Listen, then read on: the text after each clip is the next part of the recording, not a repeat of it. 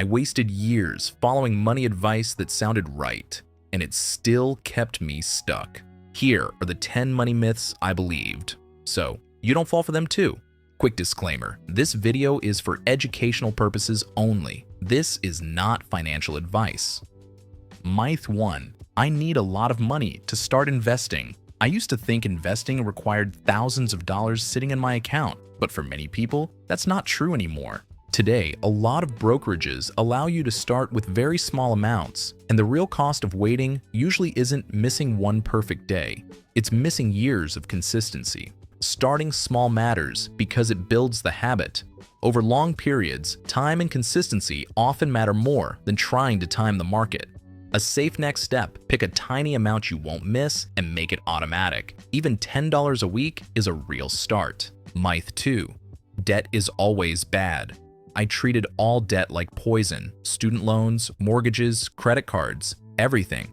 That black and white mindset held me back. Debt is a tool, and tools can help or hurt depending on the terms and how they're used. Some debt tends to be more manageable because it's lower cost or tied to something that can hold value.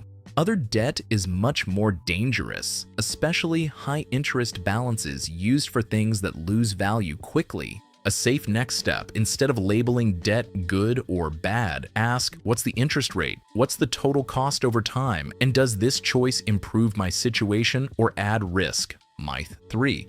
Renting is throwing money away. This pressure almost pushed me into a decision I wasn't ready for. Renting can offer flexibility and predictable costs, while owning can come with extra expenses, maintenance, repairs, taxes, and fees that don't always show up in the headline number. In some markets and situations, renting and saving or investing, the difference can work out better than buying. A safe next step, before assuming buying is always better, run the numbers for your own situation and your timeline, especially your monthly budget and your emergency cushion. Myth 4. I'm too young to think about retirement. At 23, retirement felt so far away that it didn't seem worth thinking about. Money set aside earlier often has more time to grow, and if your job offers an employer match, learning how it works can be one of the simplest wins because it's part of your compensation. A safe next step. If you have access to a match, find out what you'd need to contribute to receive it. If you don't, focus on building the habit of setting aside something small and consistent. Myth 5. Credit cards are evil. I avoided credit cards completely and used my debit card for everything. I thought that was the safest choice. Credit cards can be useful if you use them carefully, like building credit history and adding protections on purchases, but they can also cause real problems if they lead to overspending or carrying a balance.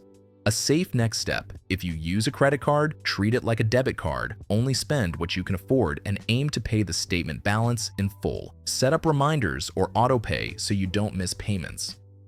Myth 6. I need to be good at math to manage money. I thought I couldn't handle finances because I wasn't a math person. Money management is mostly awareness and habits. You don't need complicated math. You need to see where your money is going and make small adjustments. A safe next step, track your spending for a week or a month without judging yourself. Even a simple notes app works. Awareness is the first step, and it requires zero advanced math. Myth 7. Saving money is enough. This myth made me turn down free money. I kept most of my money in a basic savings account and ignored my employer match. Saving is essential for emergencies and short-term goals, but long-term wealth usually requires a plan beyond cash alone because prices can rise over time. A safe next step, build an emergency fund that fits your situation. Many people aim for a few months of essential expenses, then learn the basics of long-term investing in a diversified, low-complexity way that matches your timeline and comfort with risk. Myth 8. Rich people just got lucky. I used to think successful people were just lucky or born into it. That belief made me feel powerless. Luck and privilege exist, but consistent habits matter a lot. Spending less than you earn, building skills, and investing over time. Many people who build wealth do it gradually, not overnight. A safe next step. Focus on what you can control: your savings rate, your learning, your career growth, and your spending habits. Myth 9. Budgeting means deprivation. I thought budgeting meant eating ramen and never having fun, so I avoided it. A budget is just a plan. It's not punishment, it's permission. You decide where your money goes, including fun money, on purpose. A safe next step.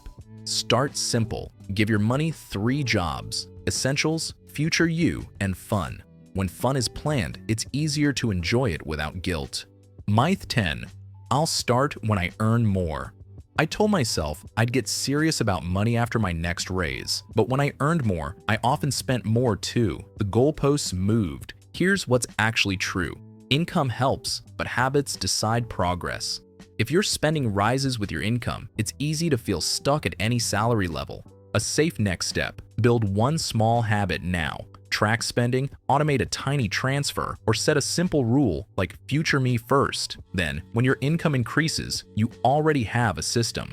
If you learned something new, like and subscribe for more.